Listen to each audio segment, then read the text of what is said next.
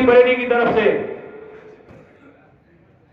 अब मैं सोनू ठाकुर से निवेदन करूंगा कि भगवान राम जो दीप प्रज्वलित कराए, भगवान राम जीत रहे उसे पुष्प दीप प्रज्वलित कराए। संत हमारे आए हुए, उनका हार्दिक स्वागत, अभिनंदन, वंदन है। और सभी लोग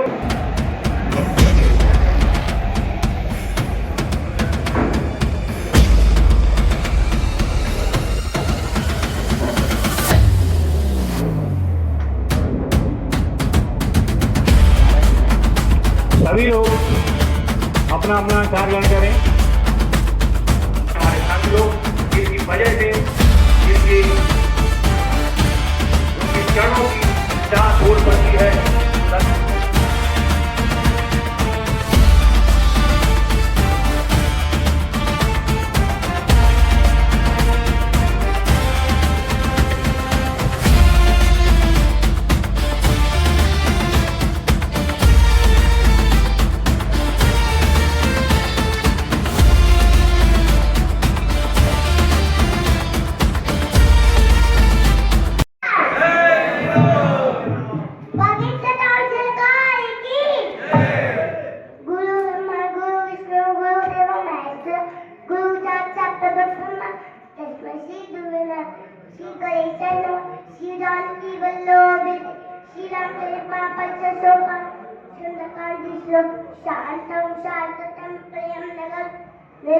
शांति प्रदम ब्रह्मा शंभु पर्यंत वेदांत वीतमेव रामाख्यम जगदीशं सुगुरुं मायामनुष्य वन्देहं कलनानुगुणं गोपालचूडामणिं।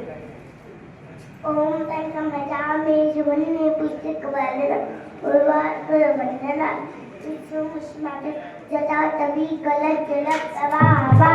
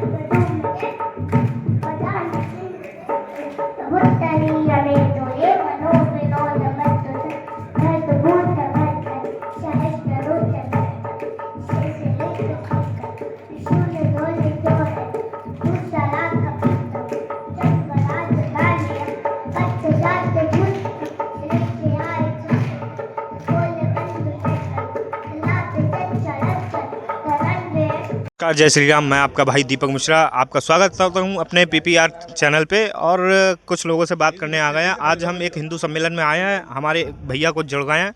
क्या नाम है भैया? मेरा नाम सोनू ठाकुर है, राष्ट्रीय शिवसेना के प्रदेश महामंत्री हूँ। भैया मैं आपसे एक सवाल पूछने आया हूँ, जो हिंदू सम्मेलन हो रहा है ये किस उपलक्ष्य में हो रहा है? देखिए, हिंदू सम्मेलन केवल इसलिए हो रहे हैं कि जो लोग जाति बिरादरियों में बटे हुए हैं और आपस में अपना छुआछूत मानते हैं, उनका एक करने का हमारा संकल्प है कि सब एक बन के रहें, क्योंकि एक रहेंगे तब नेक रहेंगे। अब योगी जी का बयान आया था, बटेंगे तो कटेंगे, तो वो सच्चाई वाली बात है। जब हम बटेंगे बिरादरियों में तो कटेंगे जरूर। तो कुछ लोग जो बटे हुए हैं, हिंदू समाज के लोग जो सेकुलरिज्म की बात करते हैं, उन्हें आप क्या समझाना चाहेंगे? देखिए, हिंदू सब एक है, मैं एक बात मानता हूँ। केवल नेता बटे हुए हैं जो जातियों में बांट रहे हैं, बाकी हिंदू तो सब एक है और सब हिंदू एक साथ रहता है। हर किसी बिरादरी से हो, सब एक दूसरे भाईचारा बनाकर रखते हैं। मगर कुछ नेता ऐसे हैं जो चाहते हैं कि लोग भटके रहें, कुछ लोग जातियों में बटें, कुछ ऐसे क्या नाम है पंथों में बट जाएं, कुछ बाबाओं में बट जाएं, कुछ किसी चीज़ में बट जाएं। इसलिए हिंदुओं को बांटने के कुछ नेता ही षड्यंत्र करते हैं। बाकी हिंदू तो कोई बटा हुआ था नहीं, मगर जो बांटने की कोशिश करी गई है वो शुरू से चली आई, सदियों चली आई। क्योंकि अंग्रेजों ने भी इसी पर राजनीति की थी कि वोट डालो और राजनीति करो। भाई आजकल की सरकारें करती हैं, वोट डालो और राजनीति करो। अच्छा, जो भारतीय जनता पार्टी है उसका स्लोगन है कि सबका साथ सबका विकास। तो जब जो यूजीसी कानून लेके आई है बीजेपी, उसको साबित क्या करना चाहती है? देखिए यूजीसी कानून जो लेके आई है, आपको पहले पता होगा कि कमेटी में जो लोग थे उसमें कुछ सब भाजपा के तो नहीं है, जी। कुछ दूसरी पार्टियों के, अन्य पार्टियों के जो हैं, जिन्होंने नया कानून लेके आया, जो कमेटी में बनाया गया वो कई पार्टियों के। तो ये केवल भाजपा की, चाहे मान लो कि भाजपा का कुछ नेता इसमें शामिल हो गए, कि भाजपा की धूल मिट्टी मिलाने में शामिल हो गए, उसमें उनका मान सकता हूँ। या आप मान लीजिए कि जो मानसिकता कुछ लोगों की चल रही है कि योगी जी को हटा दें, तो उसके तहत ये यूजीसी लाया गया और कुछ नहीं है। तो लोग तो कहते हैं ये सिर्फ अफवाह है कि योगी जी को जो हटाने का काम हो रहा है, ये अफवाह है। देखिए ऐसा अफवाह तो फिर दोनों चीज़ों की है, योगी जी को हटाने की भी है और नहीं भी हटाने की, दोनों अफवाह तो दोनों की है। अफवाह तो इसकी भी है कि योगी जी को हटाने की कोशिश हो रही है। अच्छा, तो जो नेक्स्ट चेहरा है मुख्यमंत्री जी का, तो योगी आदित्यनाथ जी रहेंगे या कोई और है?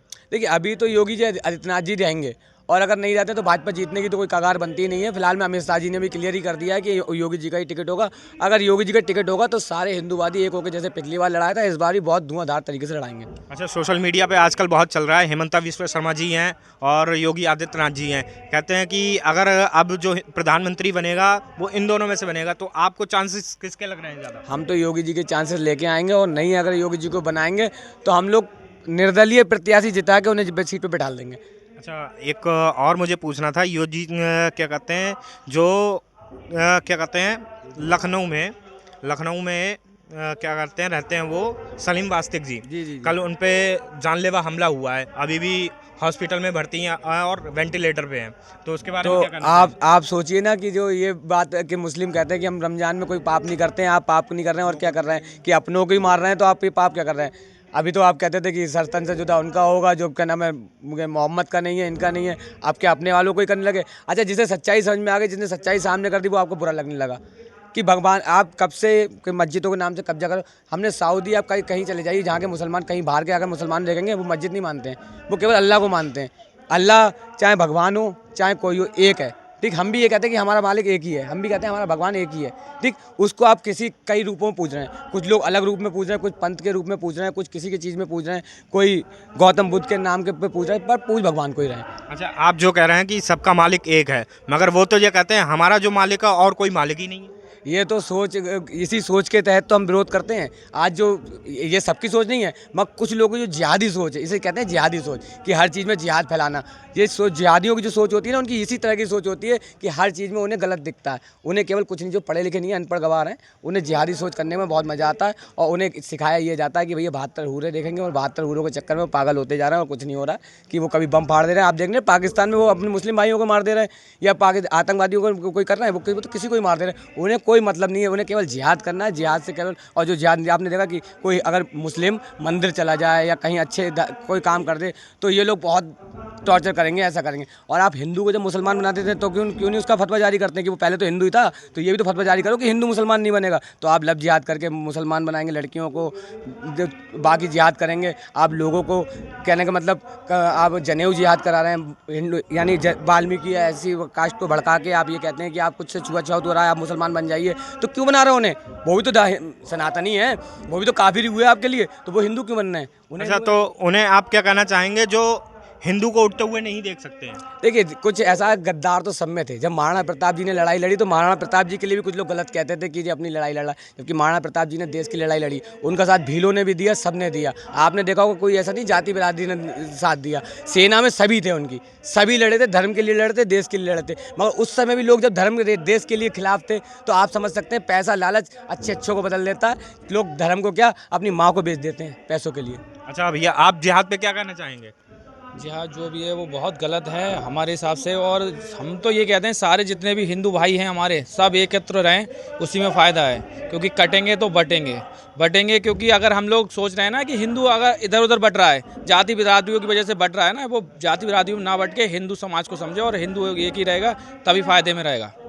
अच्छा, कुछ लोगों से अभी मैंने ये सुना कि हिंदू संगठन है कि जगह जगह जहाँ पर हो रहे हैं हिंदू सम्मेलन हो रहे हैं वहाँ पर कम से कम संख्या में लोग पहुँचते हैं, और अगर कहीं ये फ्री का आइटम बिकने लगे या बेचने लगे लोग तो वहाँ पर ज़्यादा से ज़्यादा भीड़ हो जाती है। उस पर आप क्या कहना चाह रहे हैं? बस यही तो है हम लोग हिंदुओं में कि हम लोगों में सब एकत्रित नहीं हो पाते हैं।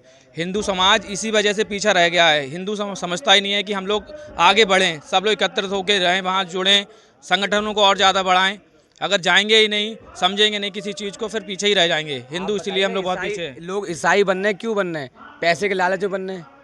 कुछ दिन बाद वो उन्हें पैसों को लालच दिया जाता है कि आपको नौकरी दी जाएगी, ये दी जाएगी, वो लोग ईसाई बन जाते हैं। बहुत से ऐसे, मैंने आपको आगरा में चले जाइए, एक बाबा जी हैं, वो कहते हैं भगवान वगैरह सबको छोड़ दो, मेरे आश्रम में आ जाओ, मैं आपको नौकरी भी दूंगा।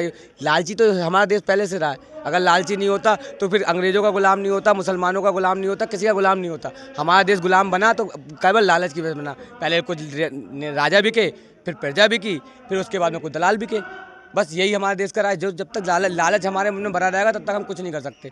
अगर कोई लालच के नाम पे धर्म की बदनामी करता है तो उस पर कठोर से कठोर कार्रवाई हो, और जो हिंदू हो के हिंदुओं के विरोध करता है उसको तो जूतों से मारना चाहिए, मैं यही कहूँगा। अच्छा, इजराइल जो है हमारे साथ बहुत पहले से खड़ा हुआ है, भारत के साथ इजराइल बहुत पहले से खड़ा हुआ है। तो अभी प्रधानमंत्री जी मोदी जी इजराइल के दौरे पे गए थे, तो वहाँ की संसद को उन्होंने संबोधित किया, तो वहाँ पर प्रियंका गांधी वाड्रा ने ये कहा कि वो गद्दार के गले मिल रहे हैं। तो इस पर आप क्या कहना चाहेंगे? देखिए, आप जानिए, रूस हो गया, इजराइल हो गया, ये सब हमारे देश हमारे सपोर्टर रहे हैं। क्यों रहे हैं? क्योंकि कहीं ना कहीं हम लोगों ने भी इनकी सपोर्ट की है। जब वक्त आया है तो हम लोग भी खड़े, हमारा भारत भी खड़ा हुआ है, क्योंकि हमारा भारत गुट निरपेक्षता देश है। हमारा किसी में गुट में नहीं है, ना हम क्या नाम है अमेरिका के साथ है, ना रूस के साथ। हम जो हमारे साथ है हम उसके साथ हैं। हमारे देश में हम लोग सिखाते ही है कि जो हमारा है हम उसके साथ तन मन धन से खड़े हैं। अच्छा, ठीक है भैया, भैया से मिलकर बहुत खुशी हुई। जय श्री राम।